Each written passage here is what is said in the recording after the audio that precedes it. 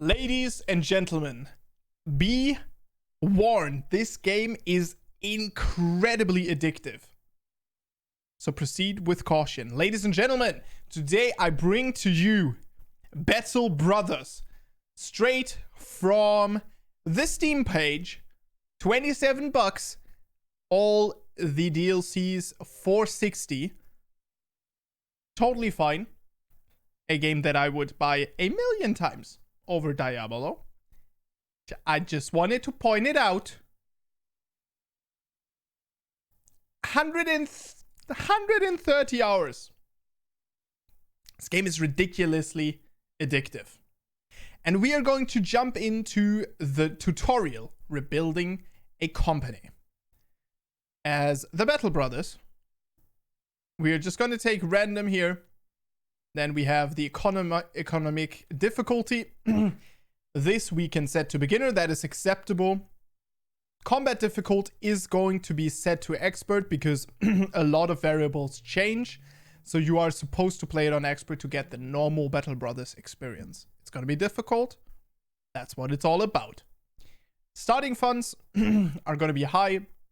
And we will not go into the Iron Man mode. Matter of fact, we will just play the first couple of minutes.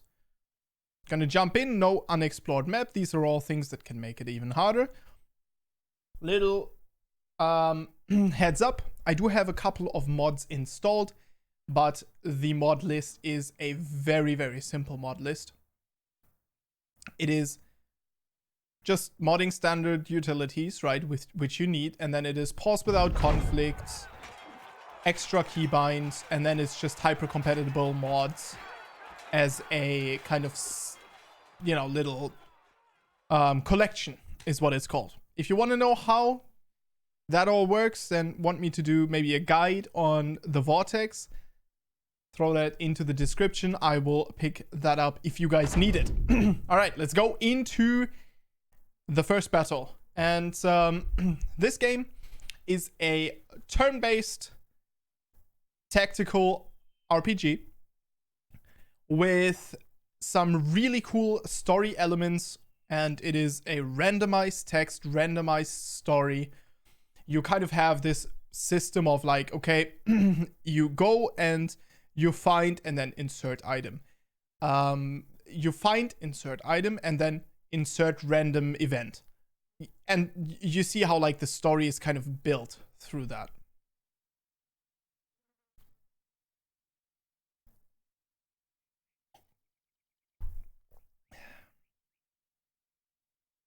Bro, what the I have no words. Okay, so let me explain real quick what happened. Pause without conflicts didn't work. All right, so this is the game.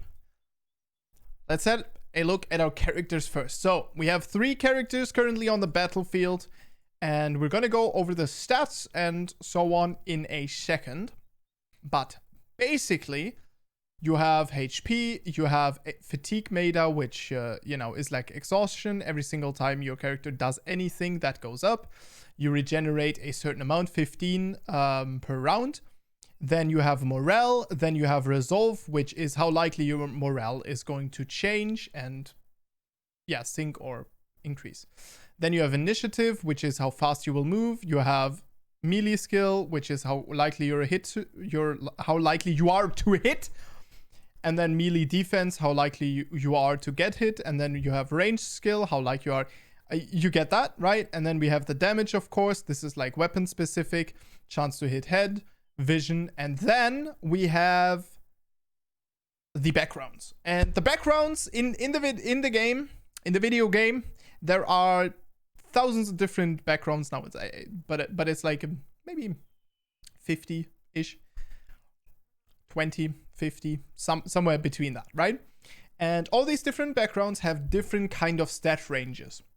So this one, background companion, this one has 50 to 60 HP, and somewhere in between that he will roll. Huh? That's all you have to know for now. And then we have a shield, which gives you additional melee defense, which is already calculated here. And then you have a spear. Spears are especially cool and also dangerous early on because they give you a higher chance to hit with their ability. Now, later on, they're not so good because they don't do a lot of damage. A full tutorial we will not do in this video. The full tutorial we will do, later. I'll probably just like do a full beginner's guide or something like that. All right, so we're gonna move in here and we will wait with all of our characters. I am doing that by pressing F. And here we have the spear guy attack once and we will take him down, which is the most important part, is getting him down. Then we are going to step forward with this guy. And the first battle is a bit specific because you cannot lose it. Which means we are going to wait here. And what I'm going to do is I am going to use my lad here. We will switch his primary weapon to a knife. And then we will use his special ability here. This puncture, we will use that to be able to hit this guy without hitting his armor, without damaging it. Because the less damaged a weapon or tool is, or armor is, the more likely that you get it when you get the last hit onto the character. So I'll see you guys once that is done, because that is a little grindy. Alright, so I didn't turn it on quick enough. We did get the last hit on him. And yes, we got the padded surcoat. And we got the militia spear. Both of those we were hoping for, and this is a really good start. Alright, so you're alive, you won. The adrenaline fades, and in its wake, you can't help but sink back to the ground. Gritting your teeth, you snap the arrow shaft. Your chest heaves, pain for breath. Everything blurs. The company has been devastated, cut down to but a few men, and that bastard Hoggart did justice to his name, fleeing like the weasel he is. What now, Captain? A voice says from behind. It is Espen, who sits down beside you, bedding his bloodied axe in his legs. You turn to him to reply, but before you can answer, he continues. Bernard's dead. They slit his throat. He was a good man, a damn good leader. But all it took was one mistake. That makes you the one in charge now, don't it? Asker joins the two of you, still breathing heavily. Then Gunnar. Save the ceremony and anointments for another day. Let's give the man a burial and return to Thunstetten to collect our pay. The Weasel's men are slain after all. Besides, Captain, we ought to see to that wound before we lose you too. Wouldn't want to leave Asker in charge, right? Okay, so the story is, you're kind of the leader. You never show up anywhere.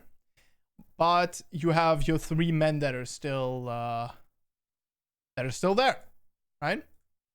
And so these are the boys. Now, immediately, we have a fat archer, which is absolutely not good because you get +2 hit points, but you have less fatigue, which is absolutely not what you want. Then we have a short-sighted melee, which is fine, who has the trait quick, which is really good because that means he moves earlier. And then we have this guy.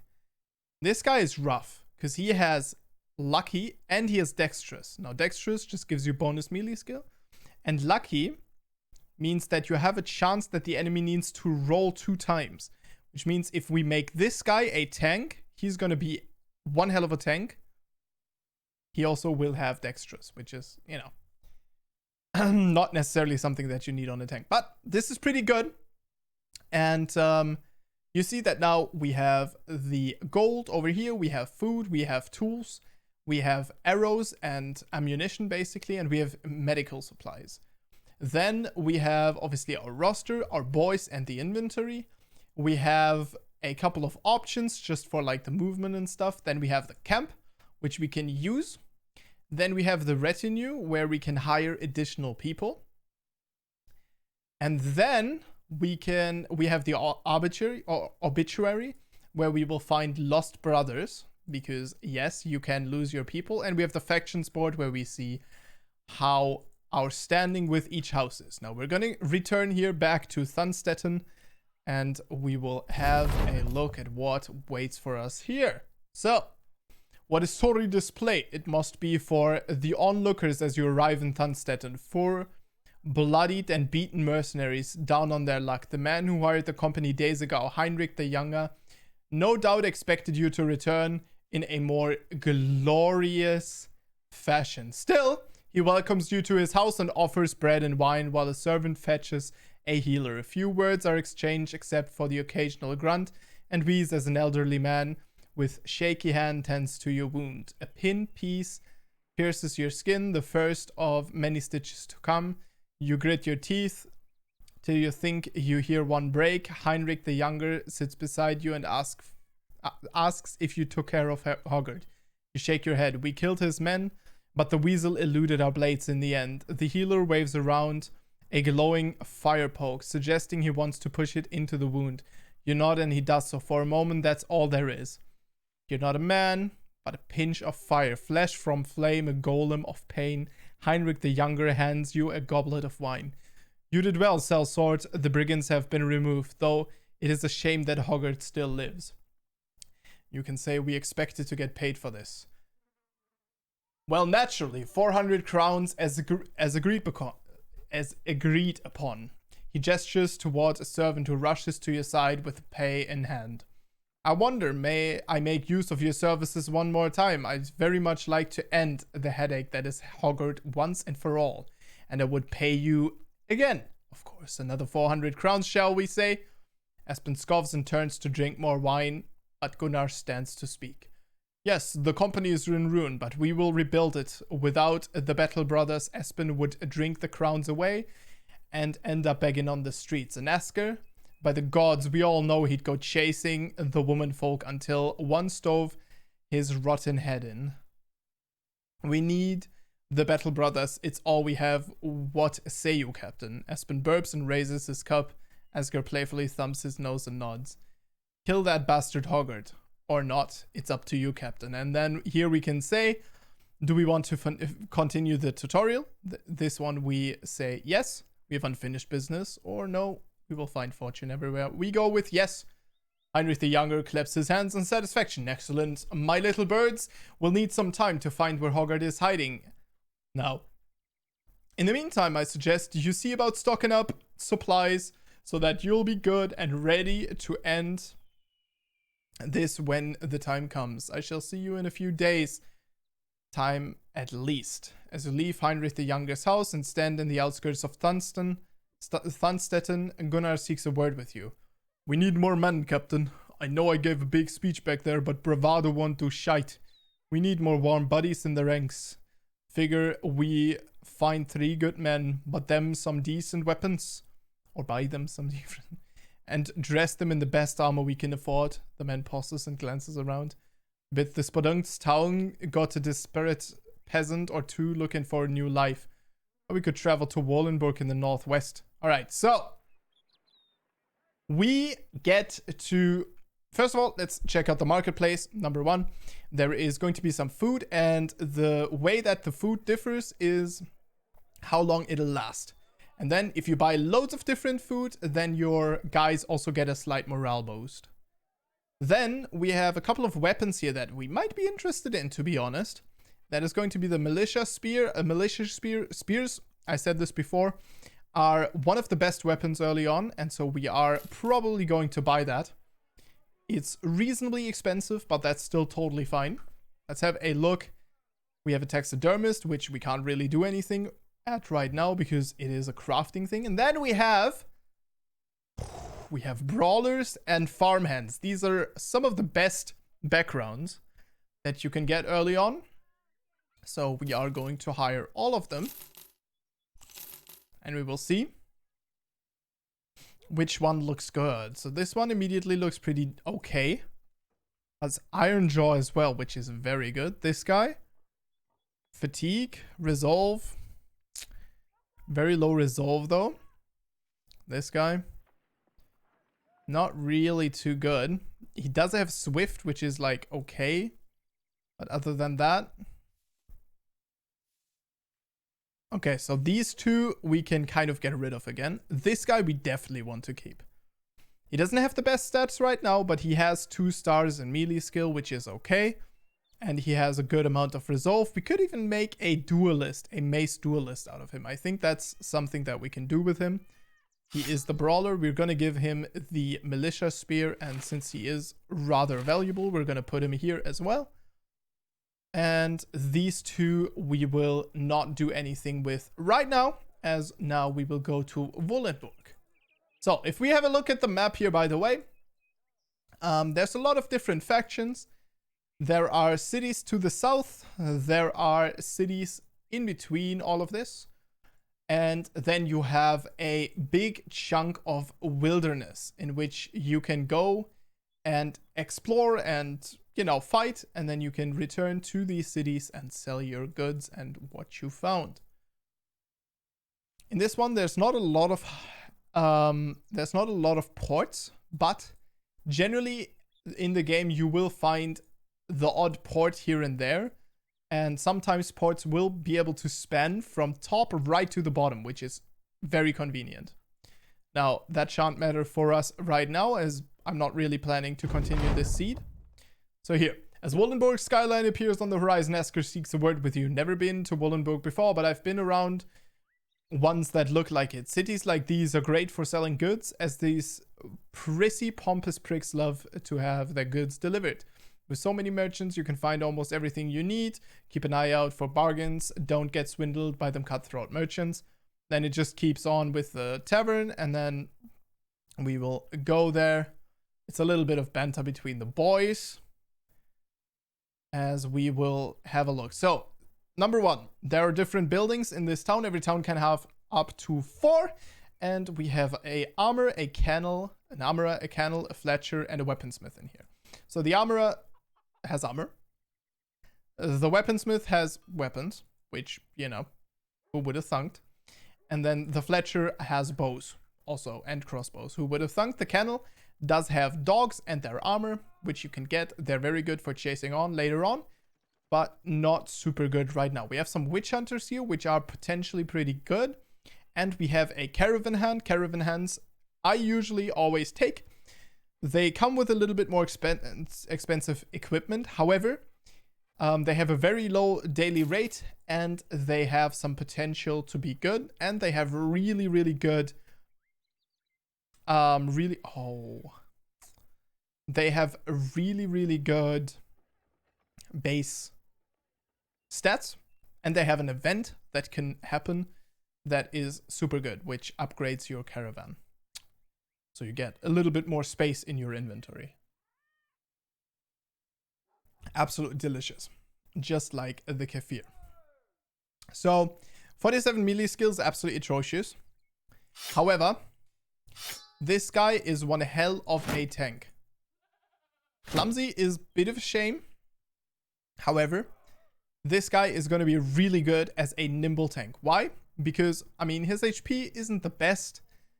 However, one thing that is really good about him is the fact that he has quick, which gives him a bonus to initiative. He overall has above 100 initiative. He has 112 initiative. And in the perks, there is a perk which is called Dodge. Too fast for you. Gain 15% of the character's current initiative as a bonus to melee and range defense. And that is delicious, ladies and gentlemen. So we're going to use that. We're going to build this guy on HP. And the way we do that is every single time one of these brothers levels up, they have 10 levels in which they are able to select a perk point. After that, they will only get 1 stat point per level. But the first 10 levels, they are able to select 3 stat points times 3. So they are able to put 3 points and 9 points into, like, by bundles of 3 into different attributes. So these different points, they have stars, right? And these stars will show us how likely it is that the character rolls between 1 and 5. So with 2 stars, it is going to be a 4 to 5 chance. And with no stars, it's going to be like 1 to 3, for example. And the character will roll that, and then you can put these points into the stat. I misspoke about the 9. Forget that. You get 3 different attributes that you can upgrade, and these attributes roll with 1 to 5. Hopefully we'll get to see that anyhow, so I won't have to explain that to you. And we do have a good amount of money here, so I'm thinking about getting someone that's a little bit more expensive. The problem is that this guy is a deserter. Those have atrociously low resolve. You see 15 to 30, so they almost always breaking, which I'm not a big fan of. But we have Willibald the Night Hunter. Now, I'm thinking that we could make something really cool out of him, or we go for Rudolph. And Rudolph seems pretty sexy because he has that spear, right? So we're gonna buy Rudolph, as we will get a pretty good spear here anyway. And we end up rolling an absolute shite guy. He ends up rolling with at least decent melee defense, but he's fragile, night blind. He's absolutely atrocious. However, we can level him up once, which is nice. And here you see the random rolls, right? We got a 4 on hit points without a star. That's a good roll. And then here on the melee skill, we got a 3, which is also a good roll for no stars. Melee defense is a medium roll. You get 1 to 3 in melee defense. And then we have a yeah, we're gonna go for just basic stats, right? We'll make him a frontliner, melee defense, melee skill, and hit points. And usually what I do with these characters is I mark them, and for him I would go minus because I don't really care about him. And then we can give him different kind of attributes. There are all kinds of different attributes. You can go for student, for example. You can go for adrenaline. There's a lot of different skills that you can go for. Fast adaptation. We are going to go for Colossus, because Colossus will just give you bonus hit points. Just like that. Boom. 25% increased bonus hit points, which is something that we will take, as damage to hit points always means that basically the way it is calculated is if you take a certain amount of damage to your hit points, 10% or something, then you will always receive a wound, and that wound can obviously hurt you, kill you. Can be a wound that doesn't do anything to you, like a cut ear, where it's like, okay. And then it can also be a chopped off hand or whatever, right? Where it's just like, or well, a cut sinew, for example, where you just can't move your weapon anymore. And you get minus 20% of everything, like all the offensive stats or something, which you do not want to happen. All right, so let's look at the boys. We have Geralt and Reinhold, which we really do not care about. So what I'm going to do is I'm going to leave them. Some people keep them. If I had less money, I would keep these guys as well and use them as fodder. But we can afford to just keep the better people in here. So again, Rudolph is going to be the minus. Everyone else we kind of want to keep. They have one or the other good thing about them. Although the clumsy isn't, the best, but we end up rolling a decent amount of HP with it anyway. So we can go back to Thunstetter now. And hopefully take down Heinrich. No, take down Hoggart the Weasel. Alright, so they will show us where to find it. And here, this is the place where he is hiding, and we can go there and fight him.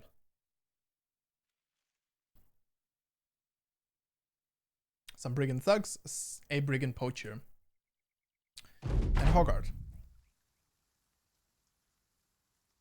who is a brigand raider. Alright.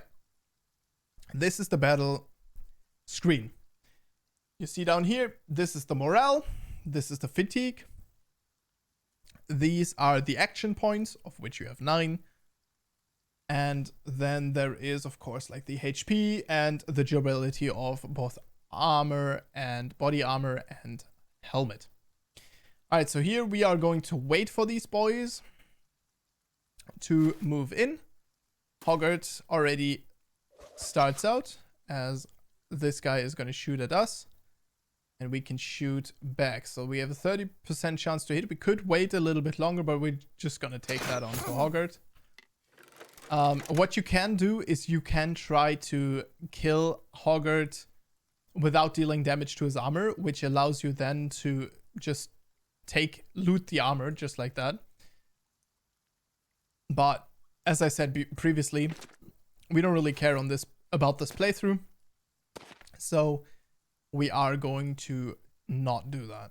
All right, let's have a look. So the way they're positioned, we can only get one hit off here. So what we're going to do is we're going to step close. And usually what you do is you step to the enemy, you wait, and you pull all the other guys around the enemy, and then you hit, right? But since a character can only wait once per turn, that means that now we waited with Aspen already, so we can't. Which means we just need to go and hit. And we do the same thing here. And this guy's already fleeing, which then means he's going to try to escape, but everyone who is around him gets a free swing. Right? So now we have the boys here, which again had to wait as well. So we will have to just move in with these guys and just start fighting. And this guy is our tank. We're going to go shield wall to increase his melee defensive capabilities, his melee defense, because he has no head armor. And we need to be very careful here. So we'd rather him not to get hit. And he's also going to take the brunt of the enemy attack here. As you can see, they're currently trying to go for my ranged guy. And here, this guy is going to be fleeing, so we can move in. And here, I'm going to take him actually down, because we do want to free this guy up. And here, now, this guy is fleeing already, which means we can step on over, or we can step in here. And I think I'm going to step in here. And here we are going to step over here and hit this guy once. With him, we're going to shield wall again. And we will hit this guy once. Unfortunately, didn't really get anything, which does kind of suck. And then we are going to, because all of these units cannot move anymore, we can now step in and start shooting from close range, because archers can shoot over one person in front of them, right?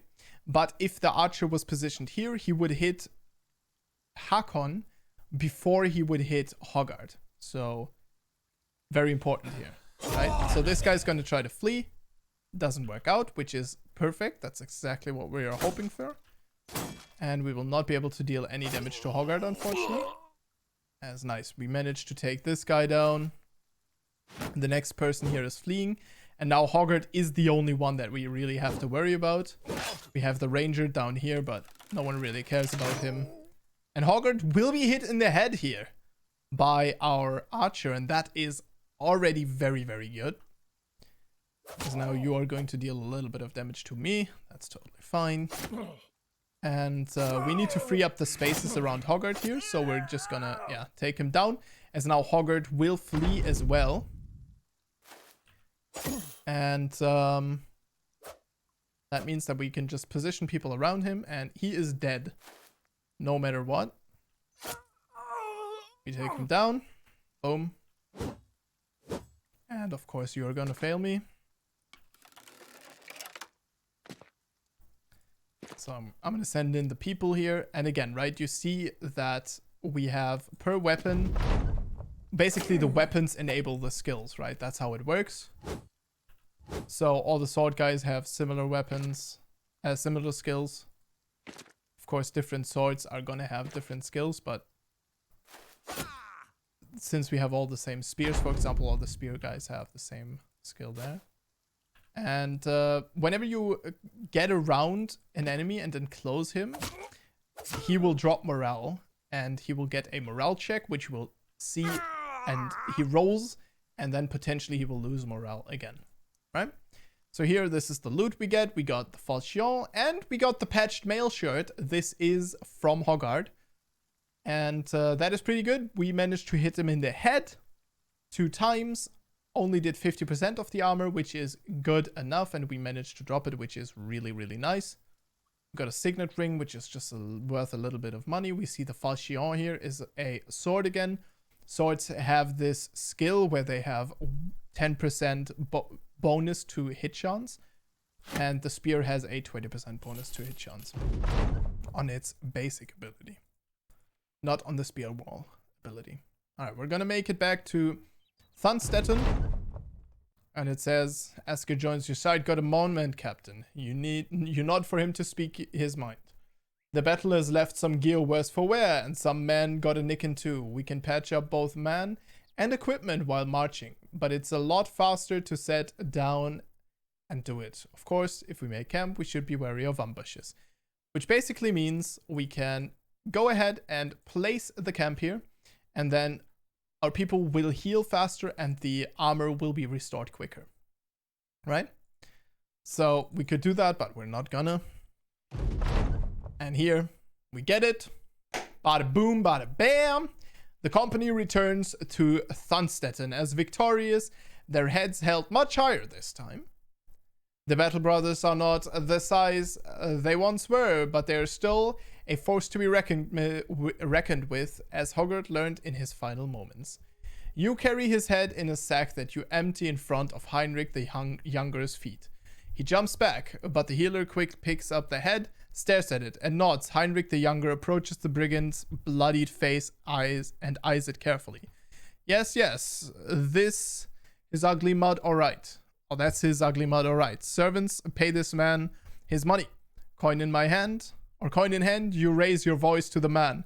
As long as there is blood coursing through our veins, as long as we can hold sword and shield, there shall stand our company. All through the realm, people will know the Battle Brothers. The man cheer Gunnar puts his hand on your shoulder. You did well, Captain. No matter where you lead us, the men will follow you as brothers in battle. As brothers! And thus we have completed the tutorial, and now we're free to go wherever we want to. And we, of course, in this playthrough are not going to go anywhere else, except you are going to go into the comment section and going to tell me what you think about this game. But other than that, I will end this here, and I will tell you that there is some potential, maybe potentially, that we are going to play this game in the very near future and do a full playthrough of it. So thank you very much for watching, and I'll see you guys in the next one. And remember, stay awesome.